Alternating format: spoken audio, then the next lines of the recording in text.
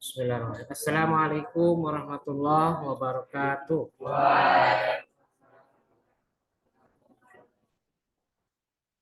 Bismillahirrahmanirrahim. Alhamdulillahirabbil alamin wa bihi nasta'inu ala umuri dunya waddin. Salatu wassalamu ala asyrafil anbiya'i wal mursalin sayyidina wa maulana Muhammadin wa ala alihi wa sahbihi ajmain. Rabbi shrah li sadri wa yassir li amri wahlul 'uqdatam min lisani yafqahu qawli, amma ba'du. Baik, perkuliahan kita pada hari ini kita buka bersama-sama dengan membaca lafaz basmalah. Baik, hari ini kita masuk ke pertemuan materi ke-9 ya dari seluruh rangkaian mata kuliah Fikih Munakahat 1 di kelas HKID. Oke, di sini saya sudah buka Zoom meeting juga. Ada 2 orang ini yang hadir di Zoom meeting. Pertama Hadidah Amirah dan Ajeng Fitriani. Coba Hadidah dinyalakan videonya. Ya Hadidah. Suaranya Hadidah, videonya mana dia? Mana suaranya Hadidah? Hadir, Pak. Kenapa kau tidak bisa datang ke kelas? Kenapa? Sakit, Pak. Sakit apa? Hah? Sakit apa? Sakit, Pak. Sakit apa? Hah? Sakit, Pak. Ya sakit apa? Udah tanya sakit apa? Sakit baik. Ya, sakit apa? Duh, mau. Hah? Maaf. Hah? Sakit apa? Asam lambungnya kumat, Pak. Kamu di mana ini? Di rumah sakit? Dari pondok, Pak. Pondok. Oh ya sudah. Berikutnya, Ajeng, mana suaranya? Iya, Pak. Kamu udah masuk, kenapa kok ada di bis ini kamu? Hah? Macet detailnya. Oh, mau ke sini. Dari mana rumahnya kamu? Rumahnya di Cilegon. Cilegon. Patung geser depan, Pak. Patung.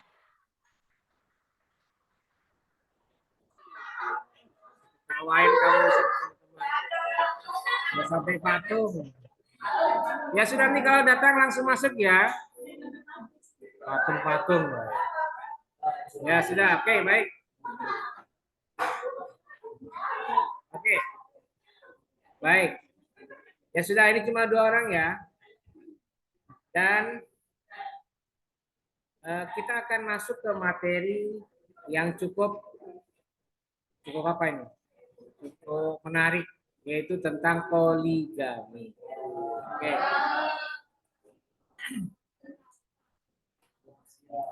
Oke, materinya itu submaterinya itu ada 3 ya. Silakan kalian buka dulu modulnya. Ada 3. 1 pengertiannya, pengertian poligami. Kedua, hukum poligami. Dan yang ketiga, prosedur poligami serta implikasinya dalam hukum Islam. Pengertian, hukum, dan prosedur serta implikasi poligami dalam hukum Islam. Oke, sebelum saya lanjutkan, saya mau sampaikan dulu bahwa khusus absensi, saya hanya bisa mengirimkannya melalui Zoom meeting. Ya, Zoom meeting. Bagaimana Pak? Saya kan ada di kelas ini.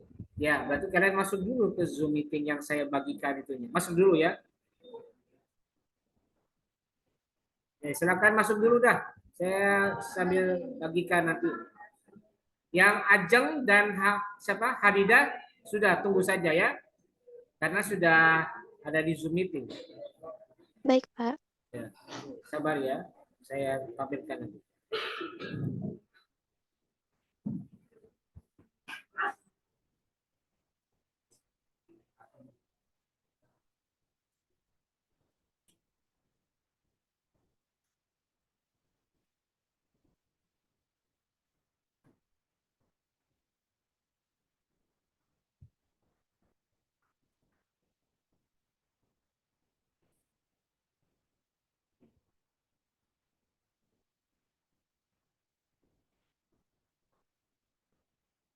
Sabar, sabar. Ya sudah masuk, sabar ya. Sedang saya siapkan. Ini kok agak lambat.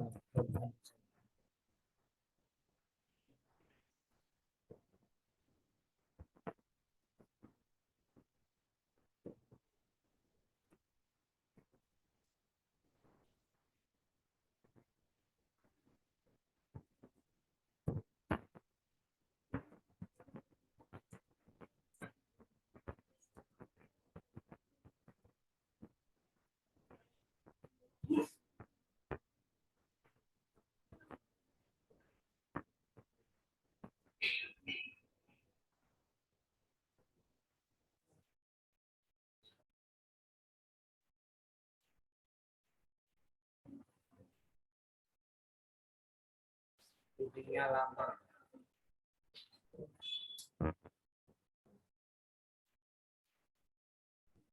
Sabar, tunggu ya. Sabar, ini saya loadingnya lama ini, loadingnya lama.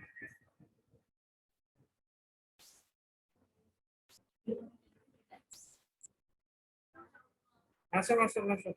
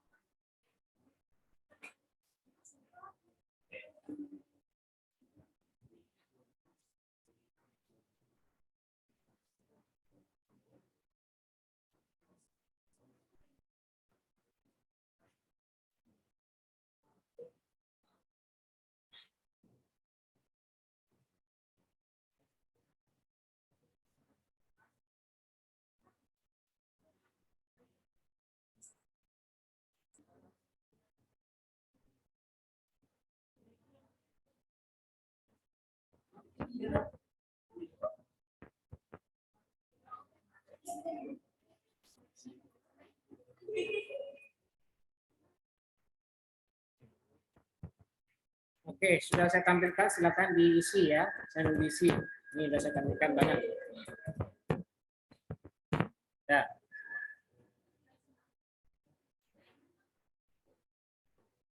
Yo, cepat isi. Langsung, langsung, langsung, langsung, langsung, langsung.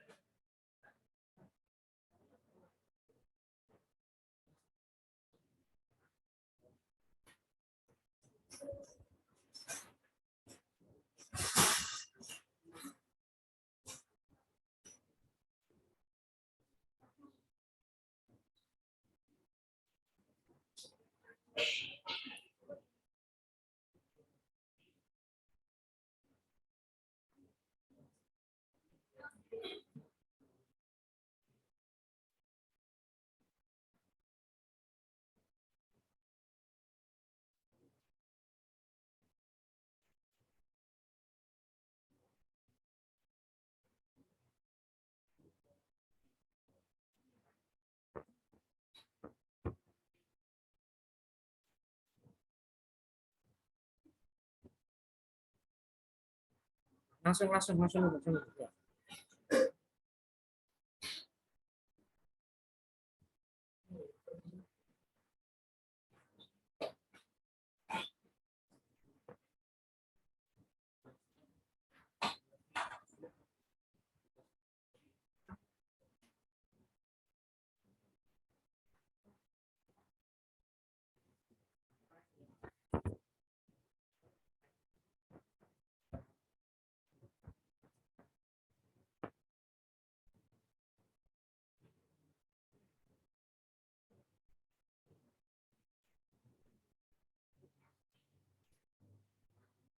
Masuk.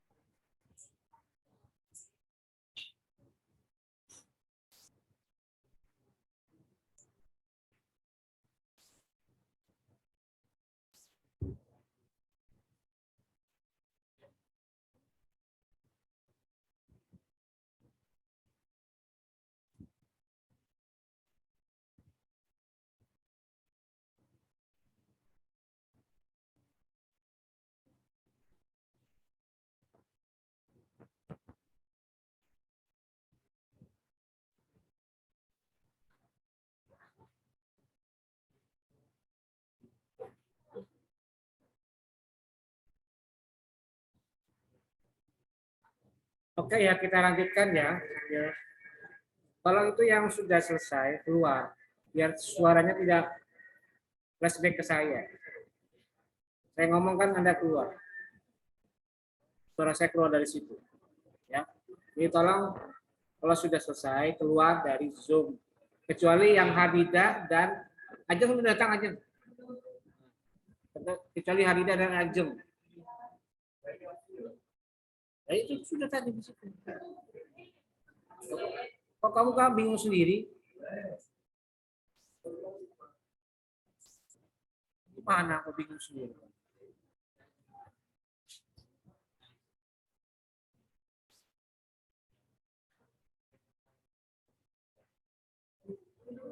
Oke, kita mulai ya.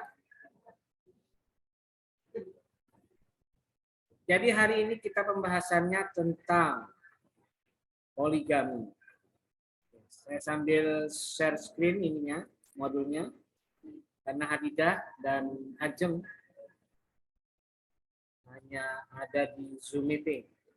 Oke, baik. Sebentar. Ini ya, saya tampilkan ya. Kita lihat ini. Saya yakin kalau kita bicara tentang poligami, maka semua akan paham. Bisa disebut ya, Islam itu sebenarnya secara harfiah, secara tekstual itu tidak pernah melarang poligami. Dan secara manusiawi, bahkan secara kodrati, ada peluang memang perempuan itu atau laki-laki itu mengambil peran sebagai suami bagi lebih dari satu orang perempuan. Secara kodrati. Karena memang secara biologis laki-laki, maaf ya, hanya memiliki alat kelamin yang bisa di-share gitu ya. Kalau bahasa kasarnya bisa di-share, bisa dibagi. Sedangkan perempuan sebaliknya tidak bisa di-share rahimnya itu kepada laki-laki lebih dari satu. Jadi tidak mungkin dalam kehidupan itu ada aturan yang membolehkan yang namanya apa? Poliandri. Kalau perempuan lebih dari satu laki-lakinya itu kan poliandri. Sedangkan laki-laki secara kodrati, secara biologis, secara jasmania masih memungkinkan untuk melakukan praktek memiliki istri lebih dari satu. Kenapa soalannya adalah terletak pada bagaimana hukumnya secara filosofis maupun secara maknawinya. Bagaimana? Kita lihat dulu pengertiannya. Ada di halaman berikutnya, itu halaman 4. Pengertian poligami. Menurut Kamus Besar Bahasa Indonesia menyatakan bahwa poligami adalah sistem perkawinan yang salah satu pihak atau suami memiliki atau mengawini beberapa lawan jenisnya dalam waktu yang bersamaan. Jadi seorang laki-laki menikahi perempuan dengan dalam waktu yang bersamaan itu lebih dari satu. Itu poligami. Kalau tidak bersamaan bagaimana? Ya berarti kan kawin cerai. Nah ini bersamaan memiliki istri. Ya, ini dia. Silakan langsung. Ajeng. Dimatikan videonya Ajeng. Keluar. Nah itu pengertian. Saya kira sudah paham semua mengenai pengertian. Nah berikutnya hukum. Nah kita lihat di halaman 7.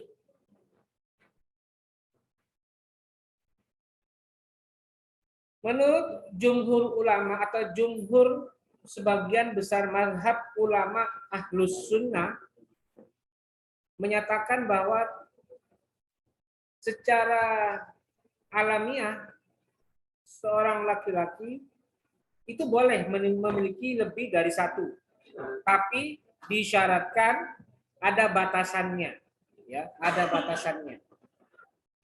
Kalau batasannya ya tidak boleh lebih dari 4, maksimal 4. Walaupun yang 4 itu dicerai dan sedang menjalani masa iddah. Jadi intinya jumlahnya maksimal 4. Dan tidak ada larangan menikahi perempuan lebih dari 1. Boleh. Cuman ada ketentuannya. Apa ketentuannya?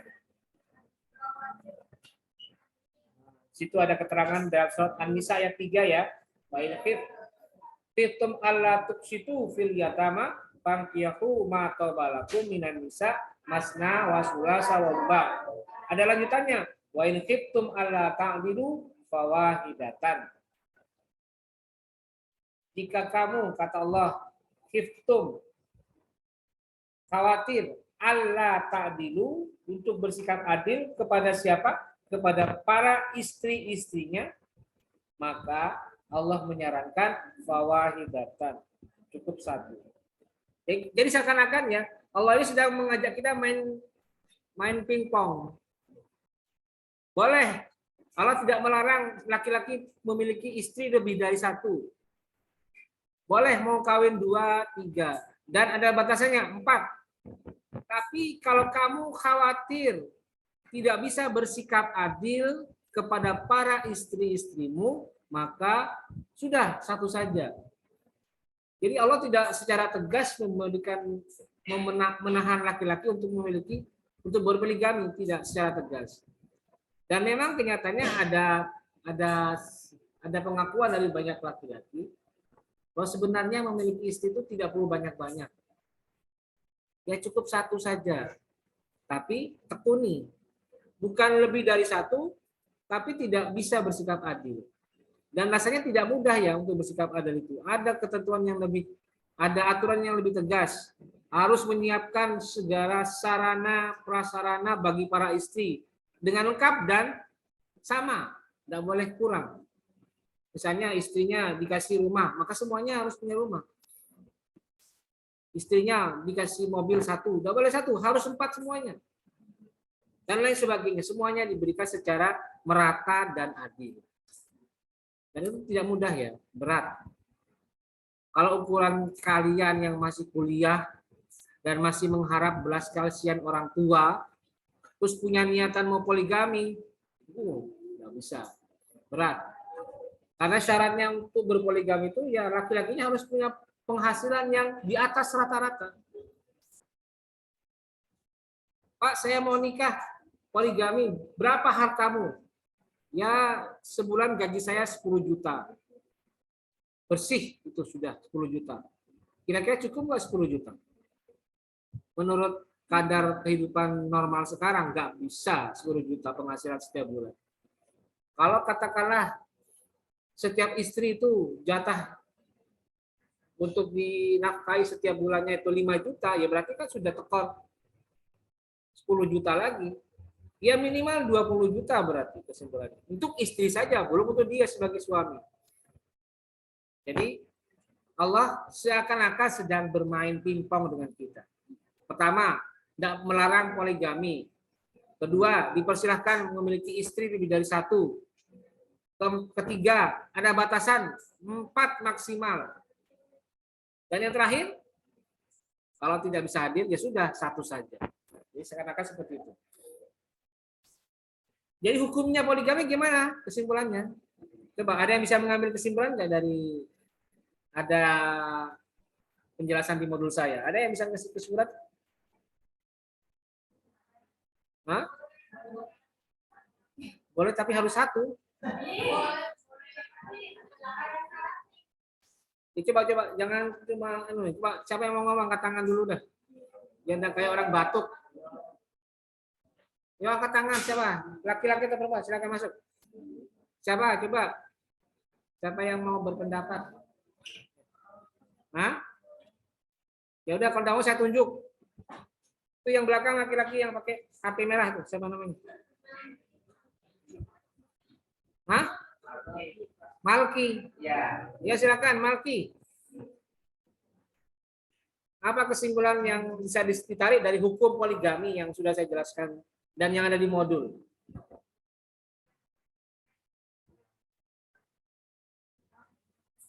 Yo, Malki Farizan.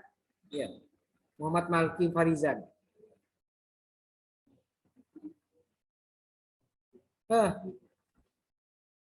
Yang paling belakang jubah hijau itu siapa namanya? Anikotul Wafa. Silakan. Ayo, pertanyaannya sama. Yang keras suaranya, biar enggak. Ayo.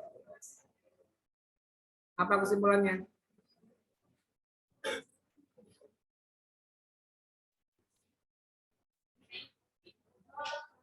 Hah?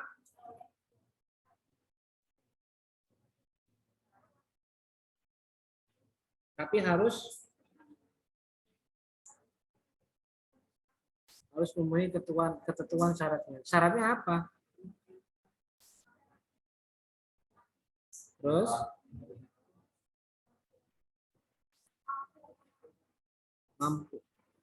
mampu menafkahi, harus adil. Terus apa lagi? Sudah.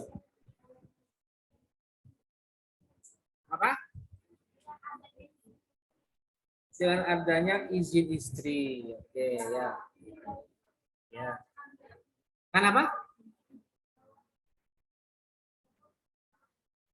Kalau udah dapat izin mungkin tidak boleh. Ya, anggaplah semuanya sudah mengizinkan. Terus? Satu laki-laki lagi lah. Ayo ini. Yang ini nih, kamu siapa namanya? Hidayatullah. Ayo, Hidayatullah. Silakan Hidayat.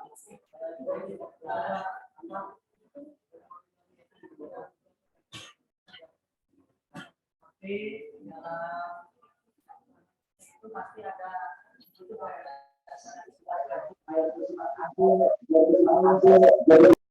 kita harus berpoligami juga, harus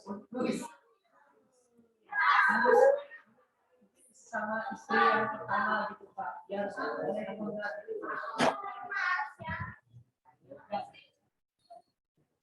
ya. Sudah. Oke, baik. Jadi itu ya kesimpulannya ya. Silakan bisa kalian tarik sendiri bagaimana kaitannya dengan hukum dari poligami. Oke, berikutnya. Berikutnya kita pindah ke halaman.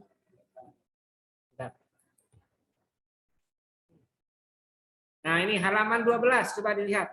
Tadi sudah disebutkan, saya perjelas. Syarat dibolehkannya poligami.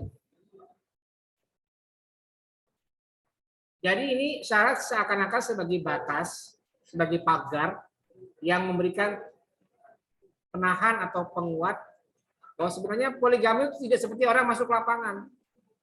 Kayak masuk ke parkiran di sini ya, syariah ya. Masuk tanpa ada orang yang membatasi. Semuanya gampang masuk. Bukan begitu. Ibaratnya pagarnya ini seperti kalau kita mau masuk ke stadion Maulana Yusuf itu. Kan tidak semua orang bisa masuk. Ada syarat dan ada ketentuan. Misalnya apa? Harus bayar tiket. Harus memenuhi aturan. Misalnya tidak boleh menggunakan kaos dan sepatu, nggak sandal. Harus bersepatu dan berpakaian rapi misalnya. Ada ketentuannya. Nah, syarat di sini juga seperti itu. Ada 2 syarat poligami itu bisa menjadi boleh dan bisa dilakukan oleh laki-laki. Pertama apa? Taufirul adli bainaz zaujati. Jadi harus bersikap adil, syarat pertama, harus bersikap adil kepada para istri-istri. Ya, adil itu berarti apa? Bersikap sama rata membagi penghasilan kepada para istrinya. Harus sama rata, enggak boleh timpang. Misalnya istri pertama dikasih 10 juta, istri kedua juga sama 10 juta. Atau bisa dilihat dari sisi keadilan yang lain, misalnya jumlah anak.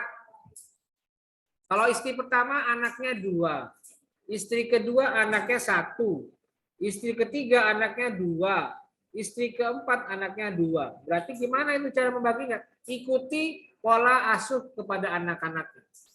Kalau anaknya 2 berarti harus ya ukurannya 2 anak, istri plus 2 anak.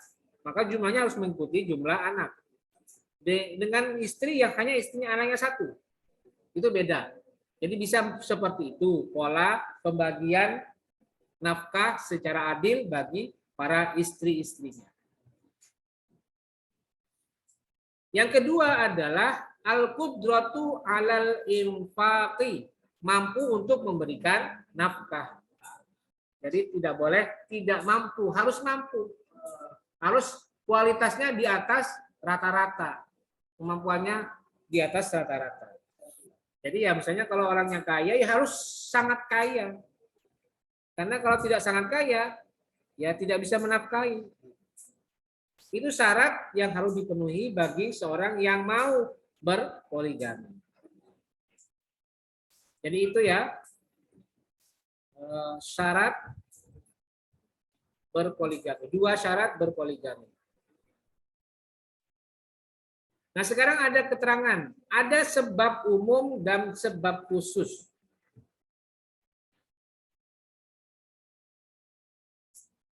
Ini adalah persoalan yang berkaitan dengan kenapa kok poligami dibolehkan, tidak dilarang secara mutlak. Ya karena ada sebab umum dan sebab khusus. Sebab umumnya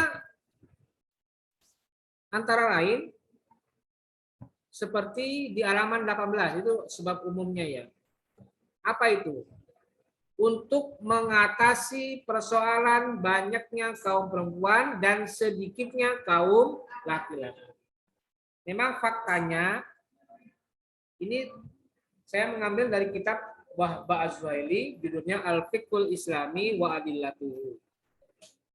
Siapa Wahba Az-Zuhaili? Beliau adalah seorang ulama yang hidup di masa sekarang, di era sekarang. Beliau meninggal tahun 2015 yang lalu di usia 73 tahun. Jadi basic pengetahuan beliau ketika menulis karya kitab ini itu berdasarkan pengalaman hidupnya di masa-masa sekarang berarti. Nah, apa yang terjadi di masa sekarang ya memang kelihatan ada perbedaan yang sangat tajam antara jumlah laki-laki dan perempuan. Bayangkan saja, mungkin sini tidak kelihatan kenapa jumlahnya agak setara ya. Tapi kalau saya kadang masuk ke kelas, kalau zaman dulu saya pernah ngajar di FEBI, tapi FEBI dulu kan masih gabung dengan syariah, EKIS kan dulu ya, ada EKIS, kemudian ada jurusan baru, jurusannya asuransi syariah, AS, dan perbankan syariah, PS, ya, PBS. Ya. Waktu saya masuk ke PBS atau ke EKIS atau ke AS, saya lihat kelihatan sekali, benar-benar fenomena jumlah laki-laki dan perempuan yang timpang itu kelihatan di kelas itu. Kenapa? Mayoritas semuanya perempuan. Di kelas FEBI, di kelas PBS sama juga, di kelas EKIS sama, di kelas AS juga sama. Mayoritas banyak perempuannya. Jadi dari level kecil saja itu sudah kelihatan, apalagi level paling besar, misalnya kayak negara. Kalau saya buka di data BPS ya, badan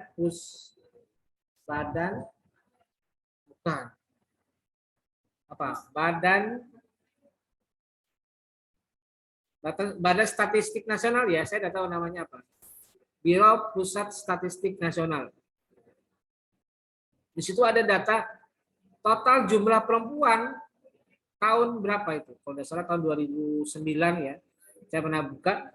Jumlah perempuan itu mencapai 58% dari 67% dari total populasi yang ada di Indonesia tahun 2009 yang totalnya 252 juta.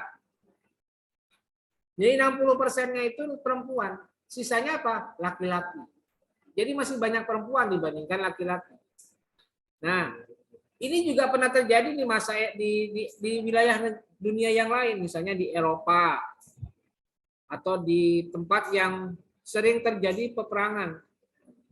Ya wajar saja ya, laki-laki disuruh berperang, perempuan suruh di rumah. Ya banyak yang tewas, banyak yang mati, banyak yang gugur di medan perang laki-lakinya. Sehingga apa? Populasinya menurun drastis. Jumlah perempuan lebih banyak dibandingkan jumlah laki-laki. Nah, ini menimbulkan kekhawatiran. Nanti kalau misalnya semakin banyak laki-laki yang berkurang jumlahnya, ya kan kasihan perempuannya dapat pasangan.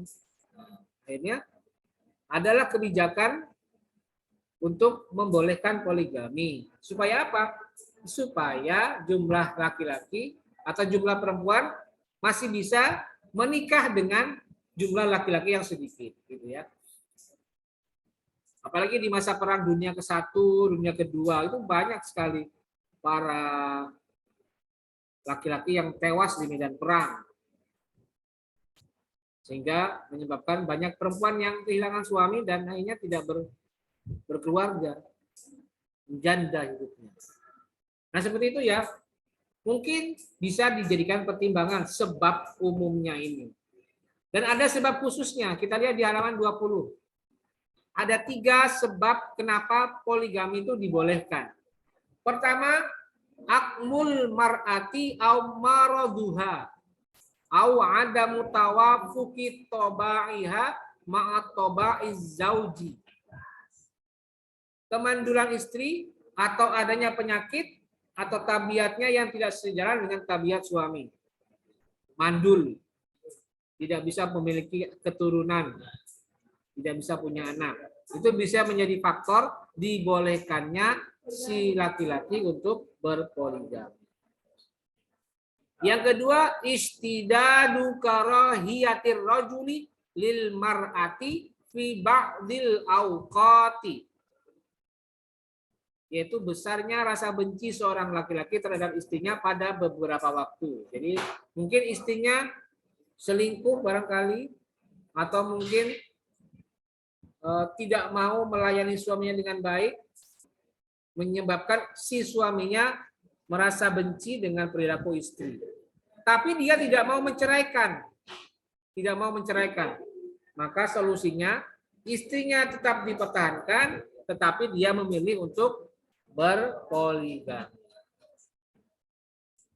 Lalu yang ketiga adalah izdiyadul qudratil jinsiyati li ba'dir rijali.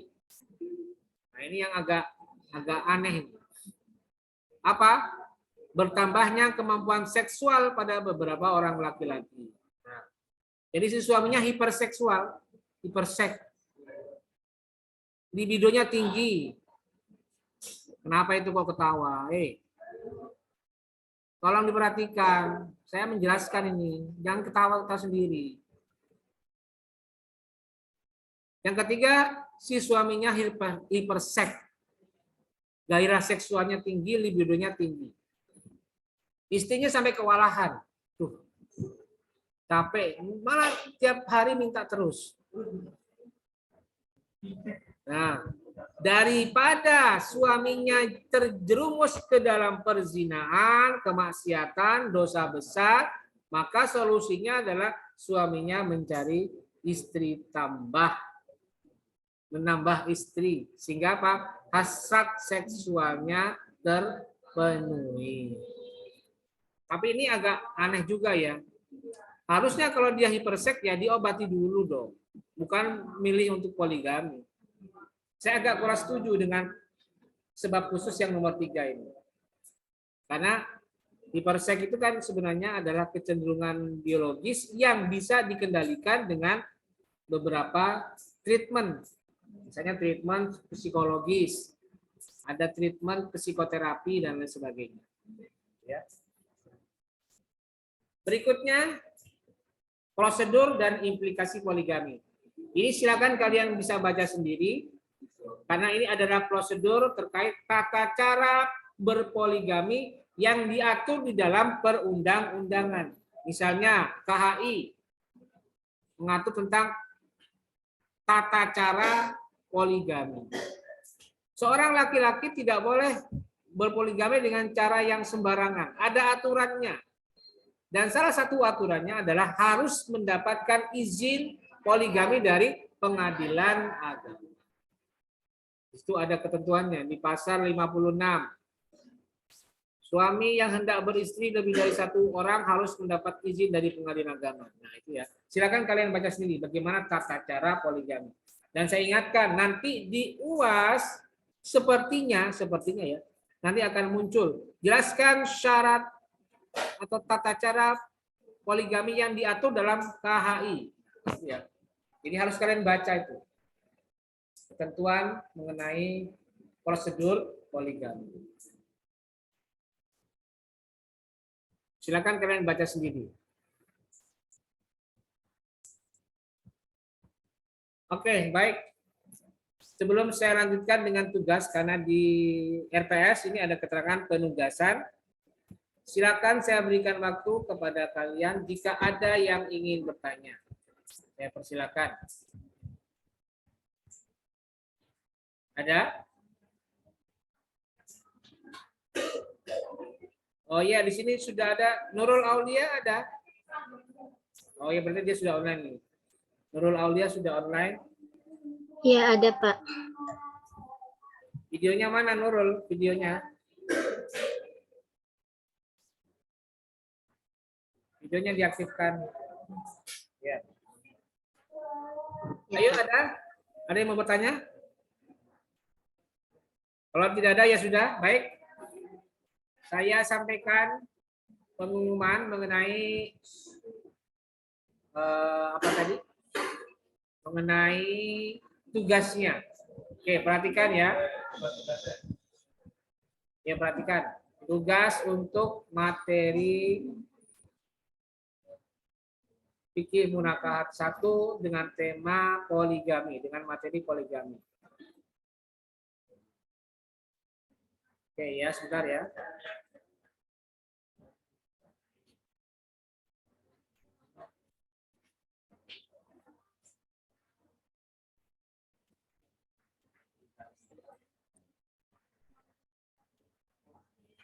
Oke, perhatikan ya, ini dia tugasnya.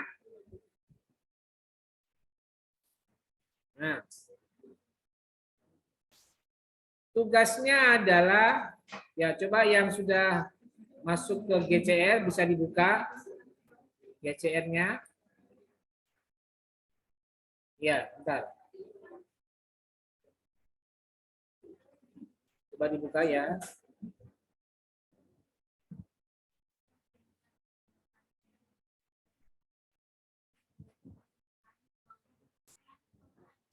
Perhatikan. Ya, sudah. Nah, sudah ya. Perhatikan. Sudah muncul di GCR HKID tugas 6. Perhatikan, semuanya perhatikan ke GCR-nya. Tidak usah ribut, perhatikan. Nurul Aulia dan Khadidah juga silakan lihat GCR-nya. Iya, Pak. Ya. Di situ ada keterangan tugasnya adalah mencari dan menganalisis putusan pengadilan agama. Ya. Mencari dan menganalisis putusan pengadilan agama tentang izin poligami. Silakan kalian cari putusan pengadilan agama di mana saja, di PA mana saja. Caranya gimana, Pak? Caranya silakan cari di direktori putusan Mahkamah Agung, ya, yang menyangkut izin poligami. Kalian cari submaterinya itu poligami, ya. Carinya di direktori putusan Mahkamah Agung pada bagian poligami. Cari di situ. Pak, saya sedikit kasih contoh ya.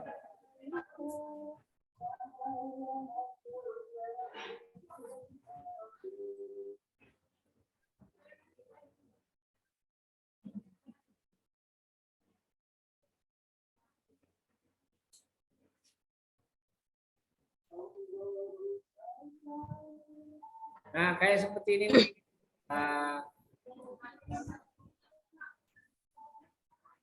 Ya, lihat ya ini. Direktori putusan nih ada di, saya tampilkan di ini mana? Di Zoom meeting. Kita lihat coba ini. Sini ada banyak direktori perdata agama, direktori perdata, pidana umum, pidana khusus, TUN, perdata khusus, pidana militer, pajak, sengketa kewedaran pengadilan. Silakan kalian klik perdata agama, coba lihat. Ini ada 521.000 putusan. Nah ini, kemudian muncul ini. Nanti setelah itu ada putusan yang berhubungan dengan perdata agama. Siapa?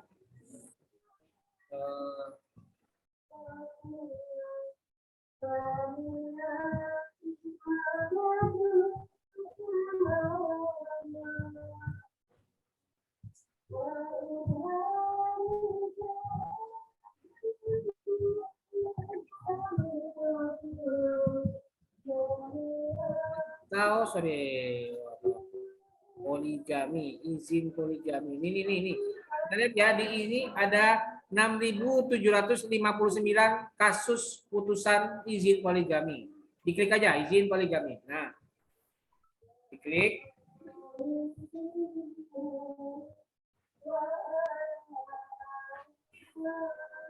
Banyak tuh izin poligami semua itu di bawah itu. Nih. Ya. Ini semuanya izin poligami.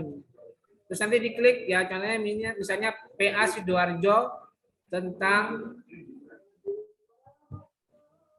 apa, diklik nih.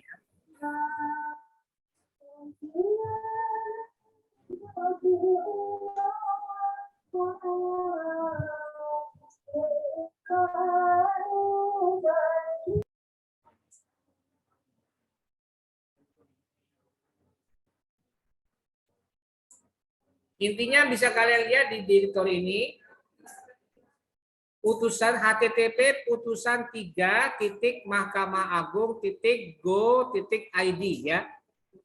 Cara mencarinya pokoknya kalian lihat di www.putusan3.mahkamah-agung.go.id. Ada spidol ya sini ya. Pokoknya putusan 3.mahkamah-agung.go.id untuk mencari di sini. Nah, setelah kalian cari, perhatikan. Coba setelah itu buat analisisnya. Bagaimana? 1, duduk perkaranya apa? Kedua, alasan pengajuan izin poligaminya apa? Ketiga, bagaimana putusan majelis hakim? Apakah mengizinkan atau menolak? Ya. Mengizinkan atau menolak. Ingat, yang dicari adalah izin poligami. Bukan sengketa poligami. Ingat, hanya izin poligami. Nanti setelah ketemu dari mana, langsung analisis 3 ini tadi. Duduk perkaranya, alasan izin poligaminya bagaimana, dan ketiga, putusannya bagaimana. Perhatikan, ini. Mahasiswa harus beda nomor putusannya, tidak boleh sama. Kalau sama ketemu nanti ketahuan, yang meniru dan yang ditiru saya kurangi banyak nilainya. Kalau misalnya benar saya kasih 95. Tapi kalau sama-sama meniru atau putusannya sama, ya sudah, langsung saya kasih nilai 40. Jadi kurang banyak. Kalau benar 95, kalau sama putusannya dengan teman yang lain 45 atau 40, ya. Nilainya banyak berkurang. Jadi harus berbeda. Karena itu perhatikan nanti ketika mengumpulkan tugas, kan nanti kalian ketik ya di MS Word, tugas 6, analisis putusan PA mana tentang poligami, izin poligami, tugasnya siapa. Selain itu, nanti pada saat kalian menulis lampirannya, menuliskan, mengumpulkan tugasnya, ingat, lampirkan juga putusan pengadilan agamanya. Sebab kan nanti biasanya, perhatikan, biasanya putusannya itu ada lampiran PDF-nya, ada PDF-nya, ada file PDF-nya. Nah, tolong ketika kalian mengerjakan tugas 6 ini, lampirkan juga putusan pengadilan agamanya. Pengadilan mana gitu ya, putusannya dilampirkan. Jadi kalau nanti ada yang tidak melampirkan, ya berkurang lagi nilainya. Tidak 95, tapi berapa? Ya nanti lah. Karena tahun lalu itu banyak yang mengumpulkan tugas tapi tidak dilampirkan putusannya. Itu salah itu. Harus dilampirkan. Harus ada file PDF putusan pengadilan agama. Dan ingat batas akhir pengumpulan tugasnya tanggal 29 November hari Selasa minggu depan jam 8 pagi. Di sini ada kebiasaan kadang terlambat 2 menit. Tetap saya anggap terlambat. Makanya saya kurangi nilainya. Ada itu kan ya yang nama-nama mahasiswa tertentu itu yang bisa melihat di hasil tugasnya itu kalau nilainya banyak berkurang, itu tandanya apa? Terlambat. Tapi terlambatnya cuma 2 menit, 1 menit. Nggak peduli saya. Harus benar-benar tepat waktu. Itu ya. Sebab kalau tidak diatur ketentuannya ini nanti akan berpengaruh pada hasil akhir. Jadi kalian akan berkurang nilainya, akan berpengaruh kepada nilai akhir. Gitu ya? Baik. Jelas semuanya? Nurul Istiqomah, Aulia, Hadidah, jelas? Cukup jelas, Pak. Hadidah mana ya? Hadidah. Hadidah. Jelas enggak? Mana Hadidah ini? Ya sudah, oke baik. Jadi gitu ya. Penjelasan saya mengenai tugas 6 yang harus dikumpulkan maksimal tanggal 29 November hari Selasa minggu depan jam 8 pagi. Baik, saya kira cukup karena tidak ada pertanyaan. Dan absen akan saya tutup bersamaan dengan selesainya kuliah hari ini. Yang belum absen siapa? Jumlah yang sudah absen ini ada, bentar, saya cek dulu nih sebelum saya tutup.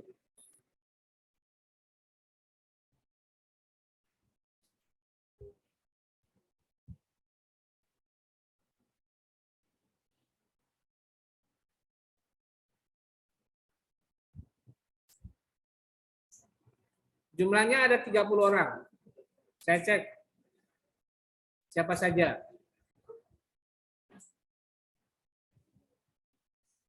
Ani Rohaini ada, Hadidah ada ya, Fahra, Jajang, Ani Kotul, Rifal, Rifat, Kulukin Musa, Putri, Mufrotun, Rasidik, Rifki Juliansyah, Siti Munirah, Asti, Fajri, Lilis Saiful Fikri. Nurul Aulia. Oke. Ririn Putri. Ainun Dewi Lutiana. Mana? Al-Fakih. Anti. Imam. Owen. Syifa. Hidayat. Qori Murdani.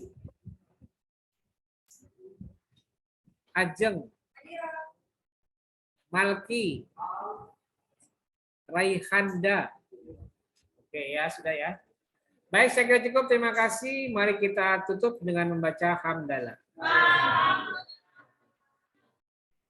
Terima kasih. Wassalamualaikum warahmatullahi wabarakatuh. Waalaikumsalam warahmatullahi wabarakatuh.